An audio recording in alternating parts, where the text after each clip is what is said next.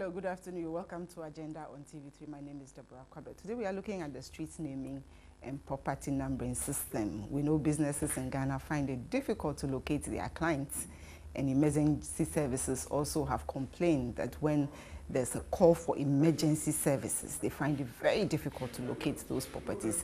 And we know in Ghana it's very common to two people direct you to the same location, and the direction is based on where they are standing or their sense of understanding of the location. Is that the way it's supposed to be? Today we have guests in the studio who help us to look at the discussion in detail. From far left, we have Mr. Kofi Berima. He's a Senior Town Planning Officer, 2nd D, Accra Municipal Assembly. In the middle, sorry, he's Mr. Kofi Yeboah. Apologies, Mr. Kofi Yeboah. He's a Senior Town Planning Officer from STMA in the Western region. In the middle, we have Mr. Stephen Tay Jaba. He's International Relations Officer, Licensed Surveyors Association of Ghana. And on my immediate left, we have Dr. Alice Berima Owusu. He's a Senior Lecturer, Department of Geography and Resource Development from the University of Ghana. Welcome, gentlemen, to Agenda. We'll start with you, Mr. Jaba. Why is it important that we name our streets and we number our properties? Right. Street naming and property addressing is basically for helping us to communicate our locations, because you cannot direct somebody to anywhere when you don't know where you are. So it is important to be able to know the street on which somebody is, and also to get, if it is a house or a property, it needs to be having a number so that you can identify. If you are walking on the road, you say that you walk on Ama Road, number 4, then you can easily communicate that location to somebody else. Without that, you will not be able to help ourselves to communicate who and where you are living. In terms of public security or public safety, you need it so that we'll be able to help in case you have any challenges or whatever. This is a very important thing to do. Why is it that as a country we've been waiting for all these years? We know in 2011 a policy document was passed, and up till now we still have not done enough coverage. If this is that important, why are we? What is your sense of where we are still, where we are? Basically, yes, policies are drawn, and sometimes it's like somebody might not be ready to have a car, but he bought a car, he doesn't have to drive. So he had to have somebody who will drive him. So we got a policy ready, but the implementation aspect was not fully ready, especially with the disaster with the rural areas. How will you use the same policy to name places in places like Yamichini, where the village or the community doesn't have proper lineup of houses? So basically, when we come up with policy, we need to prepare so that the policy can drive along what we have intended to do. So basically, that's what has happened. The policy is ready, but the implementation aspect has not really been able to drive the policy along. There are a lot of things. For example, the district assembly has not been given the capacity. We ask him, he's coming from the district assembly. Yes. So he should be able to tell us why they would not be able, because the basic idea is that the capacity with the district assembly has not been put in place. That she should be able to help them to do it. They've tried something. You can see that some of the districts, you see the signposts that they have posted there, but that is pictorial. But the fundamentals were not developed. So you can see only a post, but the data that will be able to drive those posts to work were not put in place, and that's what have brought us some of these challenges. Maybe you should be able to tell us more. Mr. Igwad, 2 years after the policy document was put out, the president gave a directive, specifically in March 2013, that the district assemblies, municipal assemblies should all get the numbering done within 18 months. And where are we? We've gone far a little bit in terms of the data that we have in terms of softwares. The point is that when the government gave a directive, actually there was supposed to be a lot of things that could have taken place in terms of the capacity of the assemblies. Some assemblies didn't have any capacity at all, even the person there. For instance, not every district has a town planning officer there who will be in charge of this. and also there was no financial plan that was drawn in that time. So with a little bit of finances, for instance, AMA, where I worked with for some time, I worked for about 10 years there, we started that work, and we're able to now identify every street that is in Accra. Now we have over within AMA, you within mean? AMA, yes, we have. Because I live in Accra, I don't know if my street is numbered. Of course, not in AMA. It's named anyway. It's named. All properties have been numbered, though we don't see the signpost on the wall, but we have the digital data at AMA. But that is fraught with a lot of challenges, which I should say. In the past, we used to not have anything like street naming. It's something that comes naturally with planning. It's before a town develops, the rules are demarcated. Basic. The plots are numbered. So when you build a house, it's easy that you go up. But when we have a development that is far advanced of planning, that's where the street naming actually came up.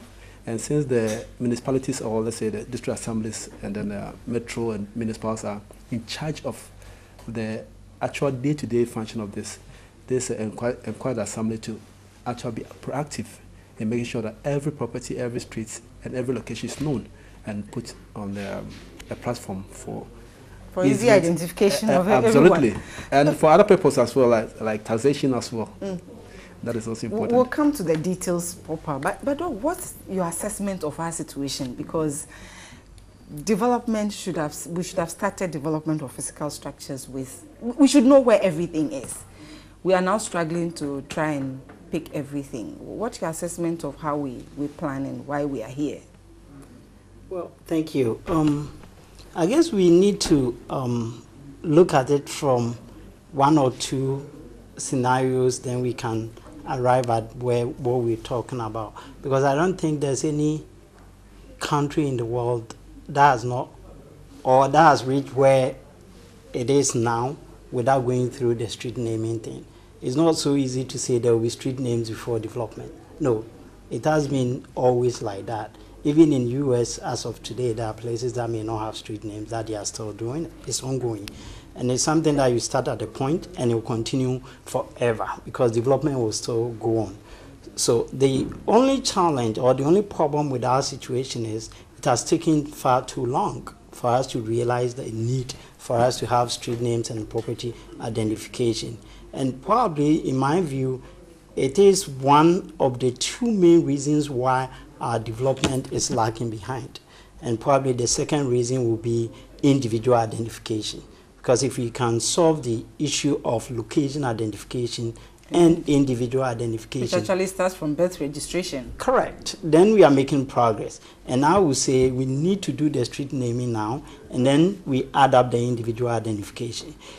You talk about why it has taken long. I would say all these things start with what we call expertise. If you have people who understand street naming and the importance of street naming, they'll go heaven and earth to get it done. As of now, we know that, or it's estimated that about 85% of daily government businesses are location related. And so if government can identify locations in our country, a lot of government decisions will be quite easy and move the country forward. So that is really, really dragging us behind, you know. And so it's never too late to do something, but the issue is we've said we want to do it. We had directives for 18 months. What is the basis of 18 months? Is this something that can be done? What is the background to this? What preparation was done before we talk about these things? That is where we have a challenge. There's so much work that needs to be done before even the proper street naming and property identification can be successful. And so the background work, if not done Are you well, saying that what is done right now is not the way we should have started it? Well, we talk about street naming with the 18 months. And as you might heard from Kofi, a lot of assemblies didn't have the expertise. They didn't even know what street name is. So if you say, go ahead and name street, what do you expect them to do?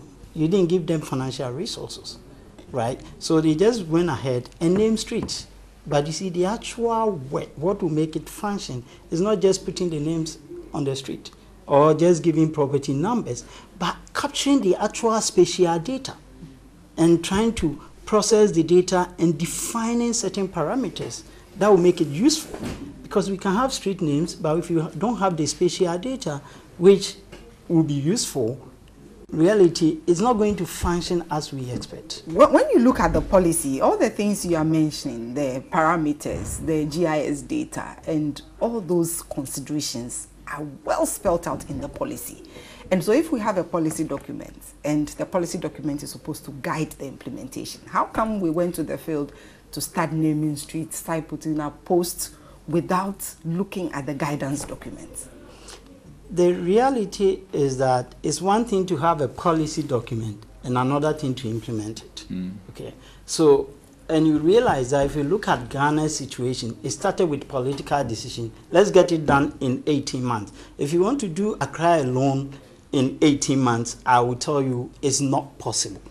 Okay, you tell people to name streets, you need to give them financial resources, give them enough time to plan, get people trained, and then marshal all your resources in order to start it. 18 months is not enough to do anything. Even the basic planning. I remember I attended one workshop that was organized by Kofi and Co. when we were trying to look at the street ontology that was launched at that time.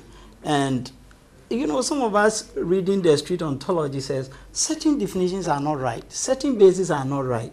At the end of the day, they are also challenged, because they have limited financial resources, they have limited expertise in support of this. And it's not something that one single person can get it done. No, you know. So if you put so many people, so many expertise, give them enough time to work on the thing and give them enough financial resources for them to do it. Accra is like a meaningless jumble. There are so many places you don't have access roads.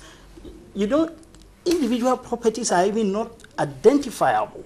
So they need to go down to the root and redefine certain things and tell them what we expect, whether we are even capturing building footprints or we are capturing the parcel. It's not even done. So basically, you cannot just start it like that without doing a good background. I'm just trying to recollect how you describe Accra, meaningless jumbo. Because it's like everything is together. You get to a place and you don't know where you're going. No. Mr. Iwa, our planners failed us, and the role of urbanization, because we know a place like Accra, especially in AMA, the traffic that moves, when you were in AMA, you know, the traffic that moves to AMA and moves out and all that, and all the metropolitan areas. Are planners really doing their work, or they are failing us? Thank you very much. I'm asking this to a planner. Planners have done a lot, actually, to make Accra work. Accra is well planned in a way, but it's poorly built.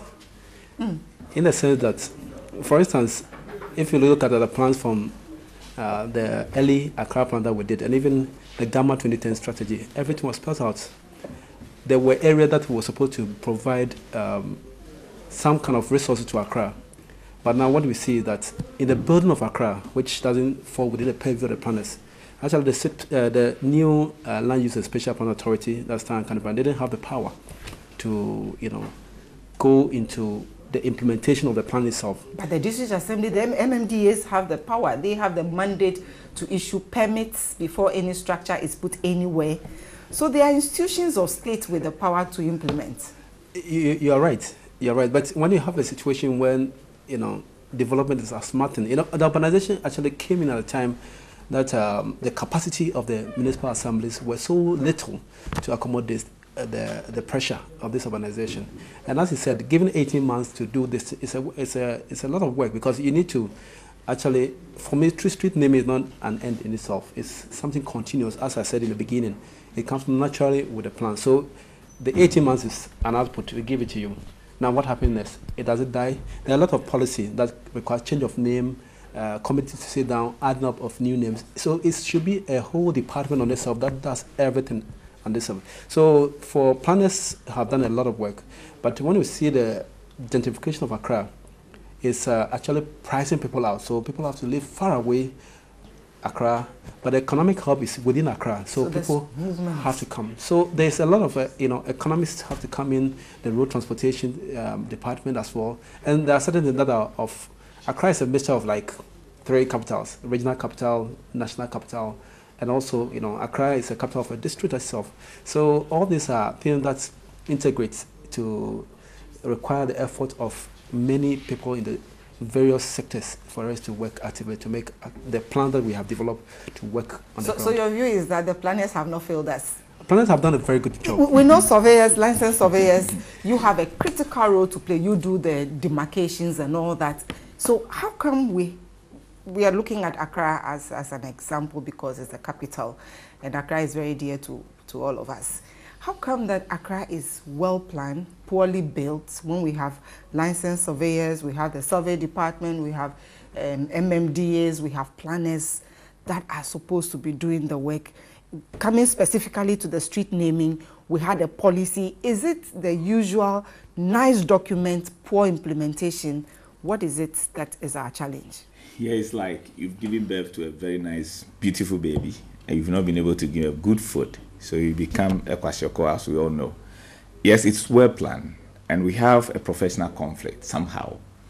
Sometimes the planners are there, the surveyors are there, the other implement sector. So they are not well coordinated. When we started this project, somewhere in 2005, Mrs. Amelitego, in the best memory, he went to Sweden and he saw how Sweden was well planned. So he came back to Ghana with a funding to do a pilot. And I can tell you the pilot was well done. They have all the parties together. We have a steering committee. Where was the pilot done? In AMA, part of Ayawaso. So if you come... The project. Yeah, they call, we have this project called Urban Management Land Information System, which she initiated. And that led us to this street naming. So before President Mahama came and announced the 80 months, there was a document that was prepared from this pilot, which aligned how it needs to be done.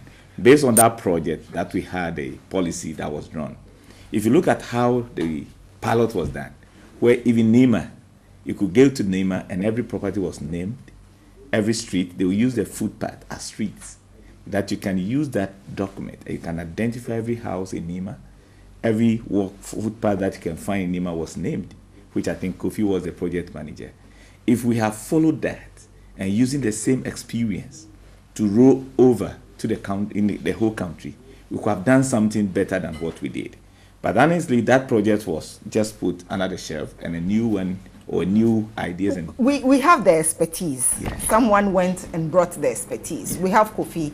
He was part of that project. He managed that project. So the expertise is in-house. Why is it difficult for us to guide, provide direction for some of these things, irrespective of the political directive that comes? Why are we not able to provide technical direction to these things to make sure that we get the right things done? That's somehow, when we had a political interest and professional interest not merging. So like President gave up. Maybe somebody from the presidency should have looked for who have done this before. How did they do it? Then they can put the statement for the president and the work that had done together. But somebody might have taken the new statement for the presidency as a new direction, forgetting that somebody have started. And that has killed Ghana. Many projects have started and got to a place somewhere, then we'll leave it and a new one will also take off, without giving recourse to what have done to get experience to drive it through. And I believe that it's cost. If we have followed what have done today, I believe we have done something better than what we are seeing now. But it's not too late, which we heard. Now the Vice President have come out with a new directive that is coming up. We'll plead with both politicians and the technical people to get a very well direction. And we have technology. When you are talking about street naming, street meaning that you have to just name the street, but the property identification, it's well done in Accra, but let's relate to other places in Interland.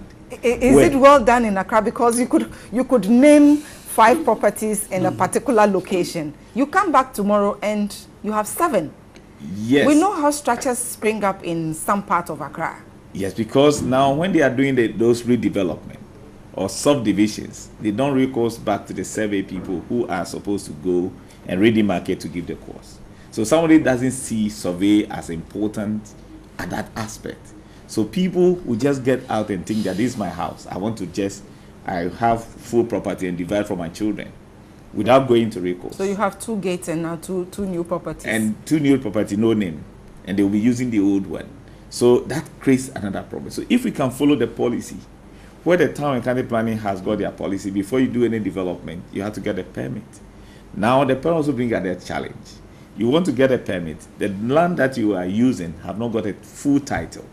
So the town planning people will tell you, you cannot give you a permit when you don't have a title. The requirement to get a permit itself is not an easy one. It's not an easy one. And registering land also become a problem. But we always say, in this country, when it comes to sale of land, that we have multiple owners.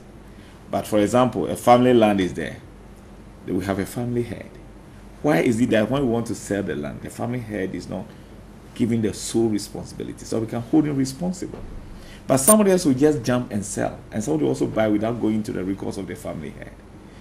We keep on saying, the last time we were here, my colleague said, when we have funeral, in obituary, you see a family head name appearing respectfully. There's no. But when it comes to monetary disagreement. No disagreement.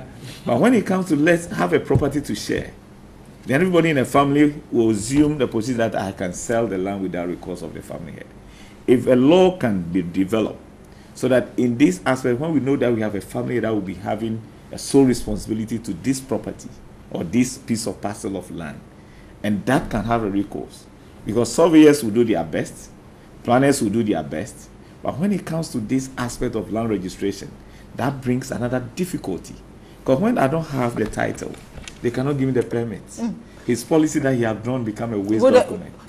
Does it seem to you that we plan to fail? Because street naming, property identification, property numbering is linked to a number of things. Land acquisition, land registration, permit acquisition, and even how you put the structure up. We have a district assembly with a responsibility to do monitoring, to issue permits, to do monitoring, make sure the right thing is done. So the system is there, but somehow it looks like everything falls through our hands. Do we plan as a country to fail? Well, let me tell you one thing I always say. In Ghana, when we say a system, I really have a challenge with it. When we say there's a system, well, by definition, a system is a set of interconnected parts that work together for common purpose. And in every system, there's a passive part and the active part. And always the active part is the human being.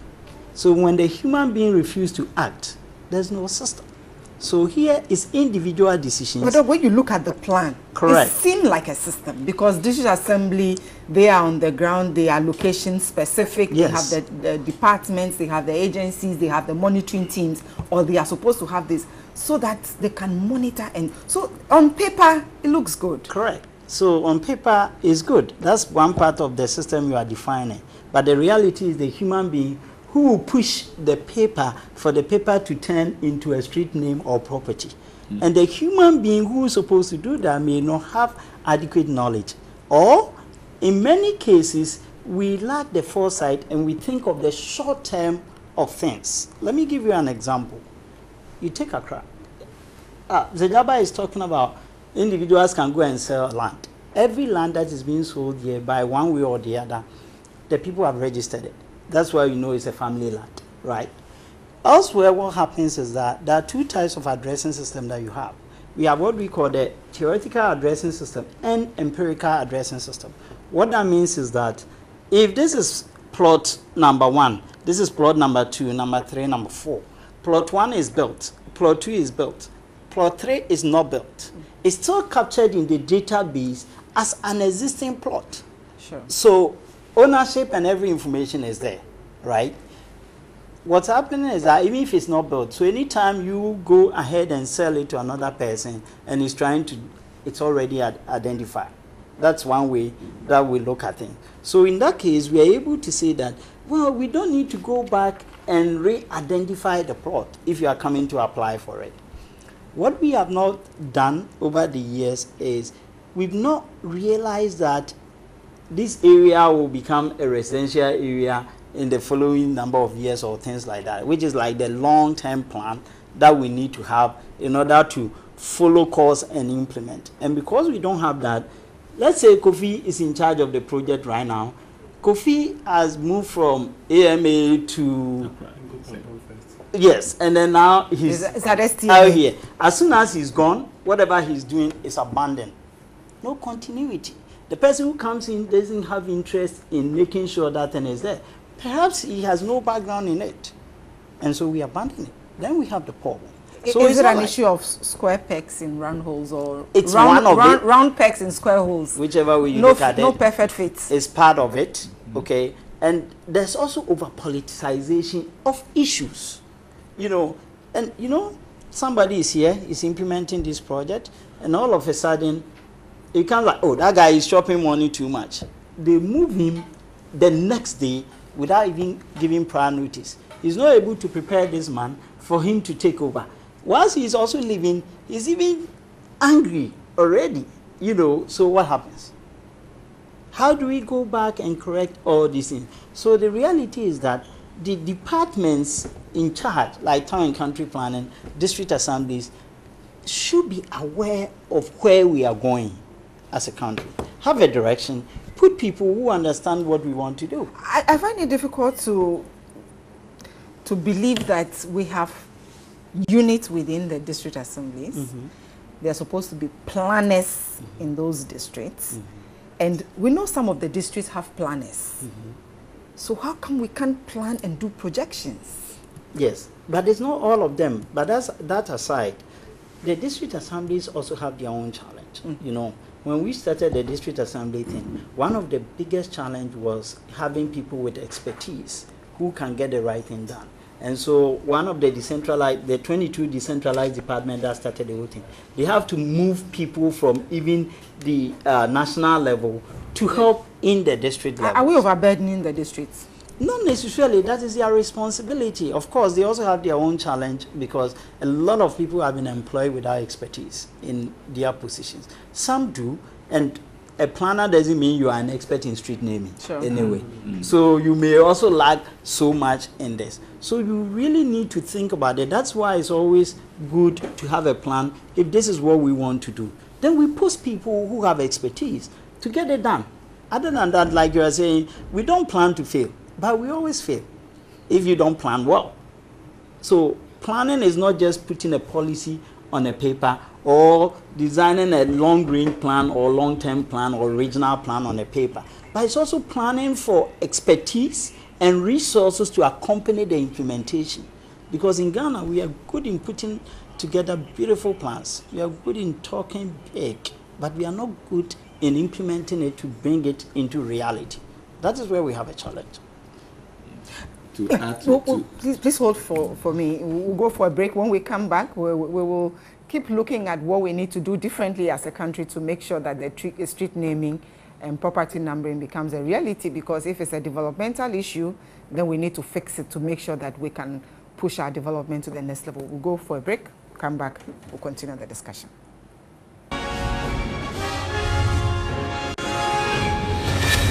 You're welcome back. This is still Agenda on TV3. We are discussing street naming and property identification, or street naming and property naming in Ghana. And my guests are still seated. We'll continue with you, Mr. Yeboah. How come we are where we are? What can we do differently to make sure that street naming is done professionally and is done right? I like your second question because I think we've dealt so much in with why we are where we are.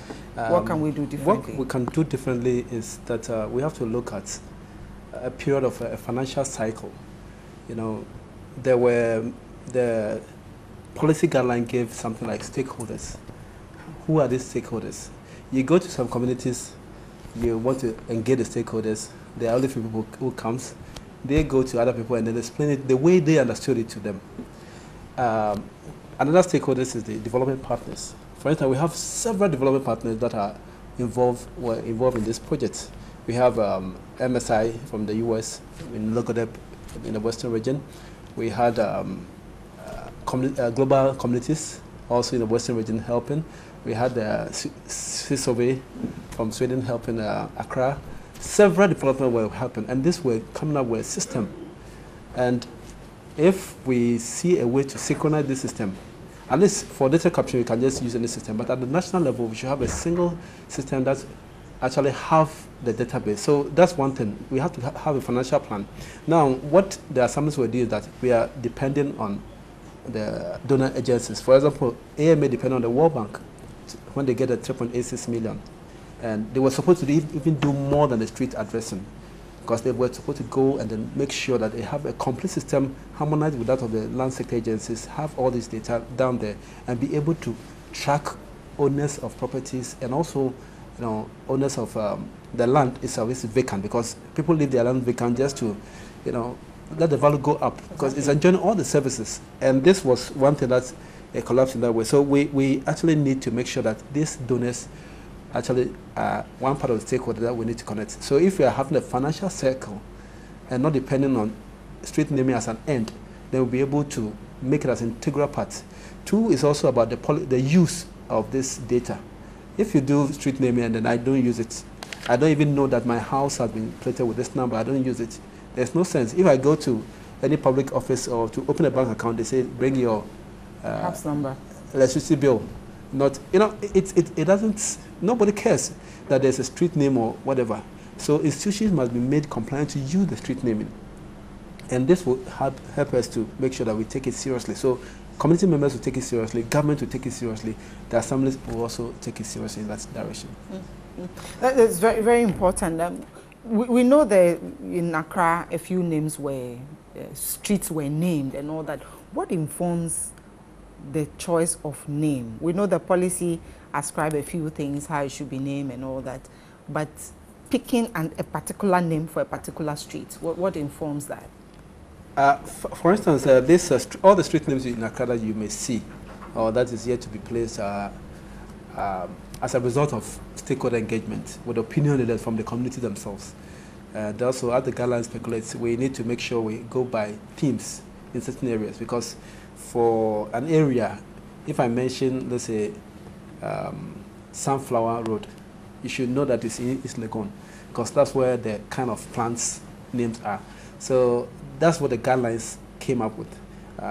Along the line, there were kind of, there are some people who have done so much for Accra, we need to honor them and the rest. That is also good. But the guideline was so clear about naming streets after people, that it should be people who have done something for the community. For the community. And the guidelines also indicated that the stakeholders, especially the people within the community, should connect to those names. So if the person has done something for Ghana, but like I live at Ofanko and there's no connection, then that name is meaningless. For the assembly people, it's a big name. For the community, it's just a name that they do not know. Do you consider some of those things? Yes, in Ningo Prom, where I was just transferred, in fact, I work with a community called the Virgin Hill community there. Virgin Hill? Yes, and after in fact, every Sunday was like, we go to them, they have a wonderful association, they bring them together, the chairman, one Boche, very wonderful, and they bring them together, we print the map, the community can walk on the map, appoint their houses. That's the way to go. So at the end of the exercise, they were even splitting that, no, let's use these names or let's use those names. So after we have done the first stakeholder engagement involving some opinion leaders and the rest, it was so high. We go to the community, they don't know, and then they want to just destroy them. So what we adopted was to go to the community themselves. And when they got their hands wet, they felt that it's their own.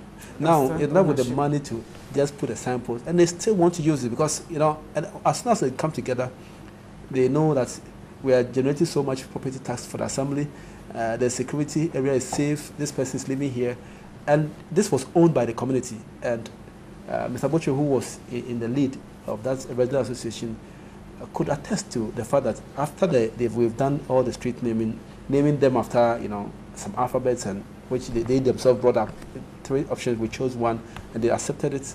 In fact, every time the map is everybody wants a copy of the map, and if all the community members have copies of maps of their area, that could even be like an asset mentally for them to be involved in the project process. That's very important, Mr. Chaba. Financing looks like a challenge for where we are right now. Is it possible to use something like this to generate income? This project, does it have potential to pay for itself? How should we approach the issue of financing? Very well. It's a good project that it can pay for itself. How? In terms of when you are able to produce these maps and they're able to name the streets, you have the banks. Today, banks are crying. They give loan to people, and then they are looking for the people. They can't find them because they are nowhere to be found. So when you have a street name developed, the banks will have to invest more into it to be able to reduce, and they will be able to help economically. When you go to any other developed country where they have done this right, you can see that most of their interest rate and things goes low. For example, now we say we are going to have free HSS. How many people can you know they live in a particular area? When you have not been able to have a data, you don't have the street, you don't have the number of houses that lives, how many people lives in it. So you cannot calculate. So you can fail. So when this is done, then you and I, we can know that within this community, we have 20 people living there. Next year, they will go to senior secondary school. These people are finishing. It helps in planning. So if we can do this, and like I heard him saying very right, now because they've got a community interest, now everybody want to have a map. Why today, honestly, you don't even have interest in even a map. When you see a map lying on the ground, you don't need it, you think it's nothing. If you can work together, the strategy they've used in Pram, where a community now is getting interest in map, I tell you, within 5 years, Ghana will be on a very right path. In fact, they will be the champions of updating the map, because then it's easy for them to come to the district and say new structures have sprung up here and update that map. It's possible. Very well. You see, if we put things like we are saying, if somebody can put up a house, look at the cost. How much is a street that we say we are spending money to name that street? 5 people living in that community can just buy the pole and put a name on it. They can name it. And planners, when they do the layout, they give us names on streets on the plan. If only they can agree, we can use that to start. Before later on, like we heard, they are marketing the streets. That's when they generate the income. So when they use the plan, the physical one, for the layout, we know that here we got first street, second street. Just go ahead and do that. After we are finished, now the community unit can sit together and say that my grandfather was a very noble person in this village, so I want his name to be put on this. They will apply to the assembly. If they look at his background, his life, and his more emulate for people to understand, then they can say, okay, we will sell that to you, to your family, to pay this amount, and we put your grandfather's name on this street. That become Stephen Jabba grandfather's street or whatever it is. And that can also generate income for the assembly and the community at large. So these are some of the things that we have failed to do. If we want to succeed implementing this is one of the strategies where communities will begin to own the project. It shouldn't be like Gavin has decided to name streets and is bringing this. So everybody is expecting Gavin to bring money for sharing. But if now we see it in the reverse, that this project is owned by this community, how do we do it? And the government will rather help in technical support, not bringing money or whatever. Then we can begin to solve this problem stage by stage. Technologically, people will say that they need a base map. Yes, we need map. Without map, naming of streets is meaningless. It's meaningless. We have the technology man sitting right here. He's a GIS expert. And so, Doug, how can we leverage technology to do this and make it more meaningful?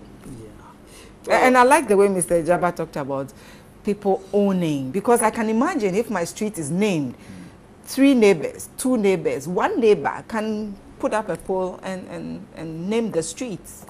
Not difficult at all. But you see, that is only a small part of the work. The actual work involving street naming and property addressing system is the capture of the data itself. And that's capital intensive? That is capital intensive. We will need to have an aerial photos. Based on it, we can digitize. We've tried using Google Earth to try to digitize. Google Earth is not good everywhere. In many places it is. The good side of it is that there's so many agencies in this country who have data that can be used. For me, we can reduce costs by developing an approach or an implementation plan that is cost effective. Let me give you an example. How many people are employed under National Youth Employment Agency, for example. How many national service people do we have every year? Go to the assemblies and there are so many people. If you look at what they do, you think that they should be added to something else because they can be more useful in that perspective. Not to say they are not useful at their end, but then their productivity will go up if you push them to a different unit. This is where I have a problem. So I'm saying that if we want to leverage technology, yes, we need all the GIS software to capture the data. Softwares are very expensive. We have some open source softwares which are free, some open source which are cheaper, not free. Even though we say open source doesn't mean it's free, you know. But we have some robust softwares that are expensive, that in many places you sign an agreement with institutions and they give you a discount as an organization. But the reality is, how do we get people to map the street, to map the properties? To pick all the coordinates. Correct. Once you get all these things done, then you need to have a database. So you set up, and there are several databases sitting here in the country which are even not being used. Duplicated databases. Correct. You know, so if you have the database and we push everything, then it's just implementing on the field. That's where you need the community. And even that, I sometimes have a problem with the community-based approach that we talked about. For instance, you want a name that people over there can relate with. Accra is a metropolitan area. Do you know the person who actually live where you live right now before? Or the philanthropic man who was donating and helping all the students there? You don't know them. In reality, in traditional towns, it's quite easy to have a name people can relate to. But in the suburban areas, for example, the emerging towns, we don't even know the people. We can't even relate to them. And sometimes the name itself, the name that we put there, will make it even not user-friendly. You have a long name before you could read the name as you are driving. Isn't that the more reason why? You've already passed. Isn't that the more reason why we should engage local stakeholders? So the point is, engaging them is very important, no two ways about that. But also to say, oh, we need to honor our heroes, so we change names and put somebody's name there. Or it has to be a chief in the local community. That's where I am not in favor of. The stakeholders' involvement is good for them to understand that this is the reason why we have to name it A, B, and C. Or let's suggest convenient name, but with specific rules. We don't have to have like 5 names. On one street name, about 4 or 5 names. Of course, the policy guideline may have something, but we limit it to a way that will be very useful for all of us. And all these things are very important. The another important part of the course is the way we put the sign. The signaging is very important. Elsewhere, even in developed countries, we've seen how different agencies have collaborated to reduce cost of street naming. For example, in US, you may see like a telephone pole and the name is tied to it. So not an additional pole? No additional pole. That pole alone in Ghana, I think, if I'm not mistaken, I'm aware that some places is like 700 Ghana cedis. As what they were, that was done before. Why do we need to go that extra cost when we can? Let's assume even what I'm saying is not true. Let's say it's about 500 cedis, right? If you negotiate with electricity company or any of these organizations and you pay them 200, they can agree for you to place the name. Should you even pay? Well, because of course they should also have an interest. But they also have a cost. You know what? You see, one of the things that you might not be aware is that they have big interest. However, Electricity Company of Ghana has a very robust identification system. If you see every single pole in front of you, there's a number there. Numbered. And they have mapped it. As soon as you mention that number, they know where it is. So you see, we have something that we could even be working alongside with. This is where we are not looking at. So we need people to sit down, look at the existing system, and look at how we can do things to cut down costs. We know also that the street naming and property numbering is the foundation for a good national ID. We are about to take off again. We started in the past, we did not finish. We know we are planning to take off and get it done. Correct. Full time. We need to take this serious. I think we really need people who can really get this thing done, who understand how it works, and have a future in mind. Because we need to begin with the end in mind, the future product, not just as what we see today. You know, I think that's why we always fail, because we don't realize what kind of future use are we going to put this, and who will be using them, and how is it going to impact them. So we factor into it all different interest groups and their needs, and what will be a standardized system that will favor everybody. Right? Once we take a stand like, oh, we are naming streets because we want to name streets, that is where the problem is. We are naming street and use it. Individual will use it, businesses will use it, government will use it. The biggest user will be the emergency response agencies. Putting together police, ambulance, fire, very key. You know, so if you don't factor all these things into your plan, then we will fail. We will do it, but we can't use it. We will do it, but we can't use it. Mr. Ibua, very important, we know the district assemblies also are interested in collecting property taxes. And if we don't know where the properties are, you don't know how many properties are there and all that. Are we aware the immense benefits that we stand to gain as a country if we name our streets and we number our properties? Are we really aware? Do you get the sense that we are aware? Yes, including the district assembly, who is actually leading the pack. All of us are following the district assemblies. In fact, in 2000, when we were doing this urban monument land information system,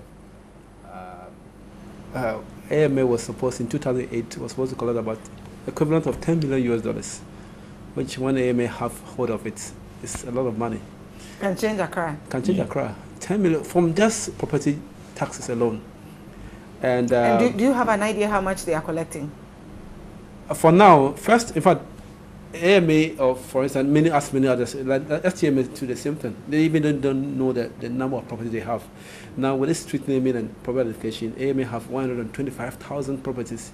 Even when AMA was, let's say Technungwa, which is now Lekma, and then Ladiko Tepon, which is also part of AMA. At that time, we didn't even have that number of properties. So with the street naming and property identification, it has helped us to know the property. Now we can say valuation, value for us. When we value for us, then we know the quantum of amount we are supposed to. And so consciously, most MMDAs are aware that it has immense benefits. And my brother said it, ECG is investing into property identification because they want to take their taxes. Population housing census. Very soon, in 2020, they will start numbering buildings, PAC, blah, blah, blah. NHIS will also be doing something. You know, all this requires money. In fact, even health, because they do polio immunization from door to door, and they miss some of their houses. Mass loppies also don't. Everyone needs it. The bad loans. So all this money, where are they going to? We could put the money, because the point, I actually don't support this, auction of names and the rest. I don't support it really, because today you may have a good reputation, but tomorrow nobody knows, and then you'll be tagged by that name there. I just have the policy direct. So there is a self-financing plan within it that if most agencies are using, because these are data that the banks will use. Register of company, if you go there and you want to register a company, they say, where's your house number? You say unnumbered property at so, oh, that's okay, then they register. No, you have to bring it. You have to bring it, because then it's numbered. Exactly. So if you bring it, then it means you take it seriously. So round it up for me and give me your take home. If we know this benefits, then what should we do? What we should do is that we need to rectify the anomaly between urbanization. You know, urbanization has come to stay with us. And our perception about planning and also informality. For instance, we are talking about people. Planning should be people-centered. If we are doing Sodom and Gomorrah, so far it's not planned, so we don't number it. We should number, because there are people living there. There are criminals there. There are good people also living there. So there should be a kind of a system that merges urbanization in a planning way that makes sure that it's human-centered. We can give names to and then property IDs to such informal areas. However, does not mean that we are giving them the go-ahead. In most places like Japan, and there's a whole community. Sometimes they just put it off down and build up new houses. It doesn't mean so. We should. So irrespective of what it is, we should recognize them as part of the urban Mr. Jabba, area. Yes. What should we do? Like we want to do the national identification. One of the things that, like, where we have informal properties, where you cannot have streets, but you still have to identify before you can give them the identification, else you can't locate them.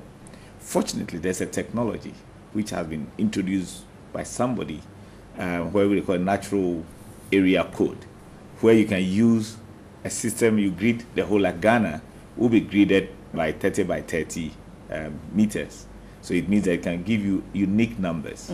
So when you do that, places like where we don't have streets, we can number those properties, and then we can use it in our national identification. So moving forward, we need a very local knowledge.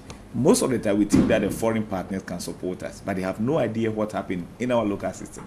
We need to develop ourselves, and we take up the mantle ourselves. So let's grow our local knowledge. We know ourselves, we know our problem, and we can solve it. As we do it, then we can have a solution for what we want to do. Else, we'll spend money bringing foreigners to come and sit and take the money back, and we have come back to where we are. Okay. Yeah, I think we all know the benefits of street naming and property identification, and for that matter, it's a must-done thing that we need to do. But we should stop blaming the system and get people to work. It's about people who are not working. It's about people who are politicizing things. Because, like we mentioned, we talk about all these agencies collecting data for identification. It's financial resources. Can't we put all of them together? We need to put all of them together as a national agenda to say this is where we are going, and start now. Because if you don't start, you won't end. And it's not like a day thing. It's not like you can even use 3 years to finish this. No. Whoever tells you. We start now and we continue. We'll continue because developments are going every day. If you don't start, you won't get there. Exactly. And so don't go and take a consultant to come and do it today and go tomorrow. We do it ourselves. Put it, yes, as people and task people, and we'll get it done. Thank you very much, Mr. Kofi Yeboah, Mr. Jabba, and Dr. Alex Berima also. Thank you very much, gentlemen, for throwing more light on this very important topic. We know development is one that all of us are interested in. And if street naming and property numbering is the key, then let's get the people who are mandated to get this done. Let's get them to do their work, and let's get it done. My name is Deborah Kwabla. God willing, same time next week, we will be here. Thank you for being part of the show every Sunday, and thanks to the production team. Bye. Enjoy the rest of your weekend.